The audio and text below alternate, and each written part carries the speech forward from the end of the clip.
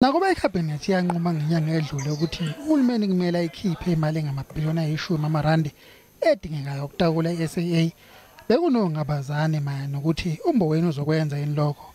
Nangempela ukwenzile.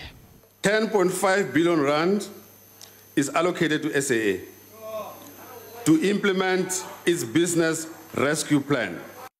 Lokho kusho ukuthi izinkulungwane zabasebenzi base-SAA abafake izicelo zokushiya emsebenzini sebezozithola izimali zabo.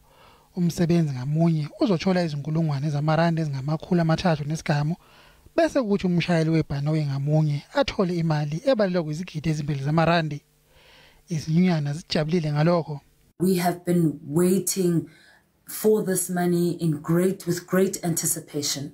However, whilst we are relieved that this money has finally been allocated, it came at great cost, particularly to workers and their families at SAA. Our members for the last 5 months have gone without a salary. Kodwa akuyena wonke ojabulile ngalokho.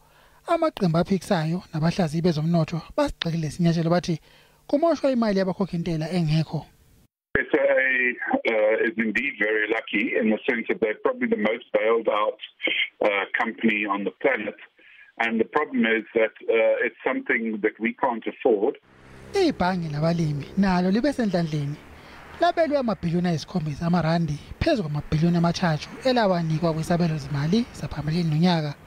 Ngebhadi ezinye izinkampani zikahulumeni ezisobishini njengeDenel, iPosi nomsakazo SABC zona azitholanga lutho. Mbongeni Mutsho, SABC eGoli.